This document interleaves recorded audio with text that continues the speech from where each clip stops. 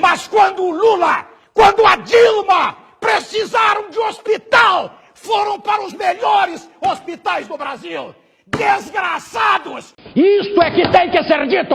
Eu quero meu dinheiro aqui, na educação de brasileiros, e não para portos em Cuba, porque o porto de Itajaí está chupando o dedo. Este verbo é muito triste de ser conjugado. Eu sou trouxa, tu és trouxa, ele é trouxa. Nós somos trouxas, vós sois trouxas, eles não são trouxas. Mas é preciso rebobinar a fita, recuarmos um pouco, para sabermos que historicamente nos últimos 14 anos, bandeiras vermelhas trouxeram para o país Copa do Mundo e Jogos Olímpicos. Todos os estádios que foram, de um modo ou de outro, administrados pelos governos, todos foram superfaturados. Com um único e desgraçado superfaturamento destes, como o do estádio de Brasília, por exemplo, nós poderíamos resolver todos os problemas dos hospitais públicos do Brasil. Porque todo aquele populismo pútrido, indecente, vigarista, todo aquele populismo visava conquistar exatamente o povo mais sofrido. O povo que não tem escolas públicas adequadas, hospitais depredados, sem ambulâncias, sem combustível, sem médicos de plantão, sem medicamentos, sem equipamento, sem nada. O povo pobre é que paga esta conta. E quando eu disse que este governo espúrio, o da época, estava gerando a infelicidade no povo, quando eu disse que qualquer miserável podia ter carro, porque estes miseráveis estavam sendo enganados pelo crediário e não pela renda mais qualificada, podiam comprar automóveis em 83 pagamentos. E pensavam os ignorantes que aquele governo maldito estava fazendo alguma coisa pelo povo. Aí está o resultado. Os hospitais públicos todos depredados. Mas quando o Lula, quando a Dilma precisaram de hospital, foram para os melhores hospitais do Brasil. Desgraçados! O povo está morrendo sem assistência. Desgraçados! Mas a justiça há de preponderar. Cedo ou tarde, vocês vão pagar a conta do empobrecimento, do sofrimento do povo pobre do Brasil. Conta a história que a senhora Dilma lutou contra a ditadura no Brasil, como se em algum momento houvesse ditadura no Brasil.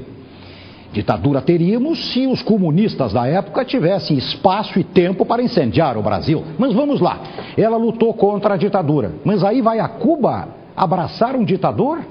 Por que o ditador cubano, o nauseabundo Fidel Castro, é bom? E por que os nossos aqui não o eram? Muito bem. Diz o jornal, contra fatos não há argumentos. Diz o jornal que para a construção do porto de Mariela em Cuba, para a construção do porto, 682 milhões de dólares foram financiados pelo Brasil, o Serão, por meio do Banco Nacional de Desenvolvimento Econômico. Eu quero saber como é que esse dinheiro vai voltar para o Brasil e se vai voltar e quando e como. Isto de um lado. De outro lado, diz a Folha de São Paulo. Equipe econômica cogita corte na educação. Para um pouquinho. Vai cortar dinheiro da educação? Estamos dando dinheiro para portos cubanos? Folha de São Paulo. Brasil é o 8º país com mais adultos analfabetos, aponta a Unesco. Então nós temos um sério problema para nos encaminharmos para dias melhores na nossa história. Mas como vamos conseguir este patamar de melhor qualidade se 70% dos jovens brasileiros vão muito mal em matemática, por exemplo?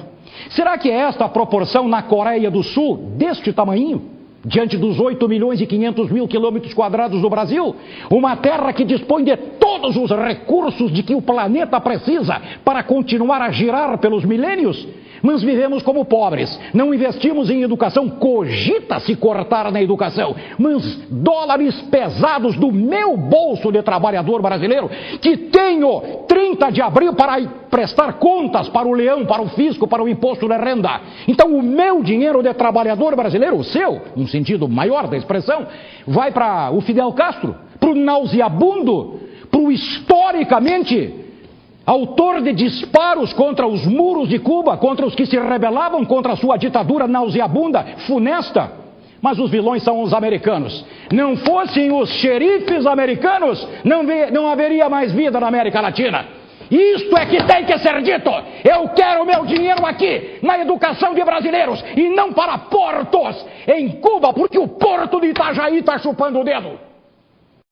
Este verbo é muito triste de ser conjugado. Eu sou trouxa, tu és trouxa, ele é trouxa. Nós somos trouxas, vós sois trouxas, eles não são trouxas. Os camaradas das concessionárias de energia elétrica estão com a corda no pescoço agora. Porque de 2002 a 2010, todas as nossas contas de energia elétrica vieram com tarifa indevida. Vieram com um preço acima do que foi consumido por nós todos. O Tribunal de Contas da União está reunido hoje para encaminhar a devolução desse dinheiro. Então é o seguinte, quando você recebe a conta de água, de luz ou de telefone, você pode garantir que o que vai ser pago é exatamente o que você gastou? Claro que não, evidentemente que não. Como é que eu posso saber se gastei X de luz, ou X mais Y, ou menos Y? Eu tenho que pagar o que está ali. Isto vale para o telefone e para a água. Muito bem. De 2002 a 2010, houve uma majoração indevida. Os caras reconheceram. Houve. Então tá. Então qual é a decisão? O TCU está lavrando a sentença. Tem que devolver. Vão devolver como? Em abatimentos na conta de luz. A partir de quando? Como é que eu vou ter certeza do que eu paguei a mais e do que eu vou ter de retorno do que me foi tirado indevidamente ao longo de 8 anos? Este é o grande problema. O equívoco nunca é para favorecer o consumidor. Nunca para favorecer o povo. Nunca. Sempre é um tipo de ato indevido, que depois vai ser pensado para ser, quem sabe, corrigido. Tipo mensalão, que foi o maior escândalo da história republicana, o maior de todos. Mas o titular da pasta não sabia de nada. O populista não sabia de nada. A coisa acontecia na Casa Civil, o populista não sabia de nada. Não sabia de nada e quer voltar. O povo simplesmente concorda, recebe a conta de luz, vai lá e paga, a conta de água, a conta de telefone, vai lá e paga. E agora, como é que eu vou saber? E estão dizendo o seguinte, os caras das concessionárias de energia elétrica, isto vai dar problema, nós vamos ter problema com esse dinheiro a ser devolvido. Ué, mas e quando receberam a mais? Não superfaturaram? Não sobrou dinheiro em caixa para investimentos? Agora nos devolvam, com juros e correções. Mas como é que você que está me vendo agora vai saber que está devolvendo, que está recebendo uma devolução? Como? É isso, é um dogma de fé. Dogma de fé foi uma invenção estúpida do ser humano. Isto é, creia, baixe a cabeça, não discuta, porque se você discutir, a sua razão vai anular o dogma de fé. É a mesma coisa que as nossas contas de água, luz e telefone. Temos que pagar num dogma de fé, acreditar que ali está a verdade. Como é que eu posso acreditar que ali está a verdade, se no Palácio do Planalto não habita a verdade? E não habita há muito tempo, hein? Os jovens brasileiros, de um modo geral, crianças e adolescentes, estão protegidos por todos os direitos e por poucos deveres. A criança pode tudo, não tem nenhum dever, tem que ter. 3 aninhos, vai arrumar a cama. Vai apagar a luz, fecha a porta, leva o lixo lá fora. Não, nada disso. Protegidos, dengosos, princesas, Apolos da mamãe e do papai. Dá nisso que anda por aí.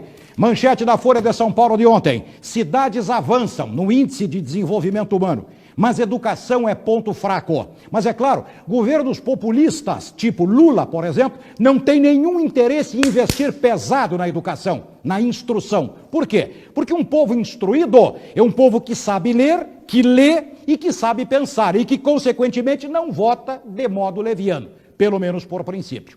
E aí, sobre esta história de que andamos para trás na educação, que na verdade não é educação, é instrução, porque educação é a discussão de valores morais dentro de casa com o pai e com a mãe, diz o jornal Folha de São Paulo, os especialistas em educação sabem que escola boa segura aluno, escola ruim não é verdade.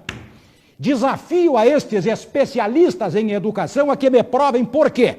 Alunos cegos e tetraplégicos são campeões brasileiros de matemática no concurso anual realizado pelo Ministério da Educação.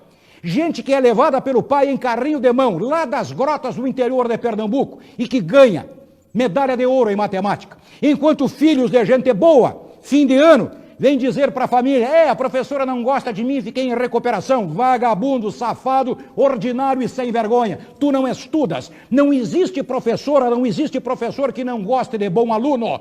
E não é verdade que a boa escola faça bons alunos. Alunos bons, alunos de qualidade, alunos com vergonha na cara, alunos que estudam, transformam uma escola depredada, pública, no meio da mata amazônica, transforma numa universidade de Harvard. Agora, o vagabundo, o malcriado pela família de classe médiazinha, metida a sebo e a consumista, esta, não educando dentro de casa, manda para o colégio crianças mal educadas que voltam com maus resultados porque não estudam, culpando a escola. É preciso que façamos uma revisão histórica deste conceito. Meninos e meninas bem educados e responsáveis estudam, se formam, entram no mercado e qualificados, obtêm o resultado esperado e desejado por todos. É isso. O resto é desculpa e vagabundagem. Estamos conversados. Viu, guri? Tu que está me ouvindo aí que não estuda, e tu dengosa que não estuda e fica arrumando desculpinhas para as notas baixas. Vergonha na cara!